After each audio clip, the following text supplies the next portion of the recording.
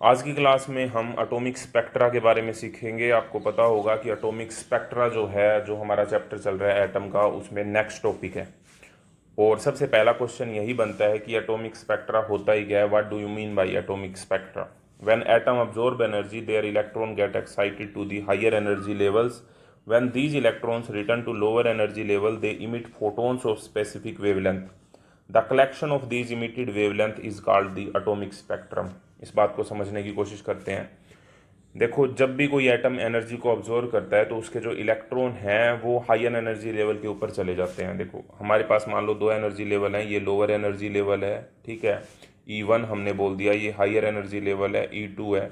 किसी भी एटम को हमने डिफरेंट तरीके से एनर्जी जब भी प्रोवाइड की तो उसके जो इलेक्ट्रॉन्स हैं वो लोअर एनर्जी लेवल से हायर एनर्जी लेवल की तरफ मूव करेंगे, क्योंकि अगर लोअर एनर्जी से हायर एनर्जी लेवल की तरफ जाना है तो उनको एनर्जी चाहिए होती है, वो एनर्जी को ऑब्जॉर्व करते हैं और वो हायर एनर्जी लेवल के ऊपर पहुंच जाते हैं। लेकिन जब दोबारा से वो हायर एनर्जी लेवल से लोअर एनर्जी लेवल की तरफ आएंगे, यानी कि E2 से E1 की तरफ आएंगे, तो वो एनर्जी को इमिट करेंगे। एनर्जी को इमिट कैसे करेंगे? एनर्जी को इमिट करेंगे वो फोटोन की फॉर्म में, और फोटोन की एनर्जी का जो फॉर्मूला होता है वो होता है E=h न्यू। ये बात आपको पता है।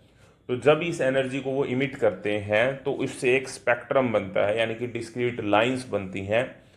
उन्हीं को हम एटॉमिक स्पेक्ट्रा बोलते हैं। ये जो एटॉमिक स्पेक्ट्रा होता है, जैसे इंसानों में फिंगरप्रिंट काम करते हैं कि हमको किसी भी इंसान का पता लगाना है तो फिंगरप्रिंट उसके यूनिक होते हैं, इसी तरीके से हर एक एलिमेंट के लिए जो एटॉमिक स्पेक्ट्रा जो होता है वो यूनिक होता है, ठीक है। तो इनका यूज करके हम पता लगा सकते हैं, और दूसरी बात, इनसे और भी बहुत तरीके की चीज़ों का हमें पता लगता है।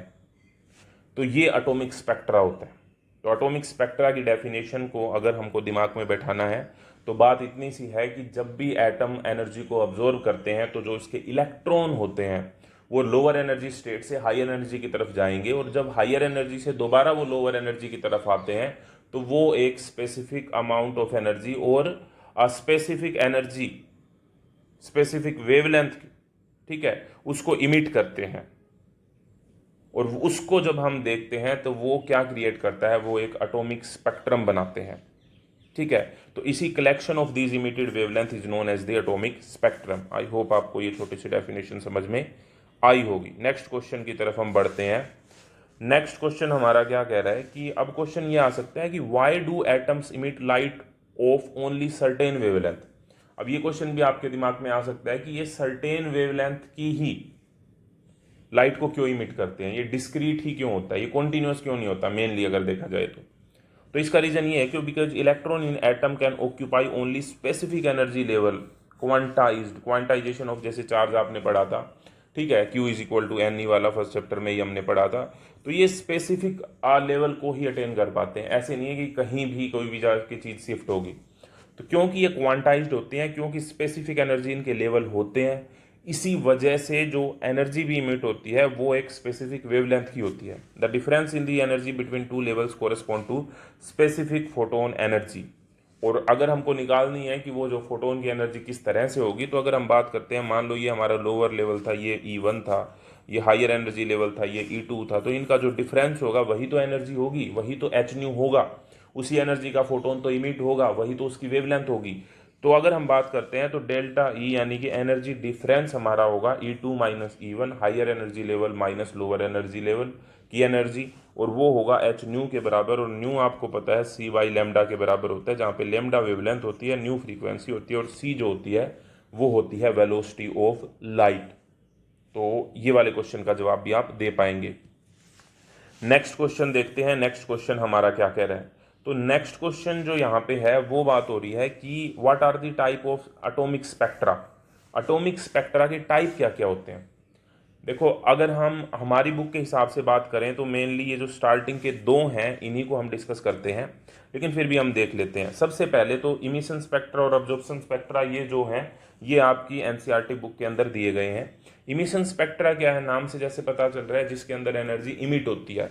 अब्जॉर्प्शन स्पेक्ट्रा जिसमें हम एनर्जी को ऑब्जॉर्व करते हैं। इमिशन स्पेक्ट्रा तो हमने डिस्कस किया ही है कि जब हमारा लोअर एनर्जी लेवल है E1, हायर एनर्जी लेवल है E2, और हायर एनर्जी लेवल से लोअर एनर्जी की तरफ जब कोई चीज़ आ रही है तो वो एनर्जी को इमिट करती है।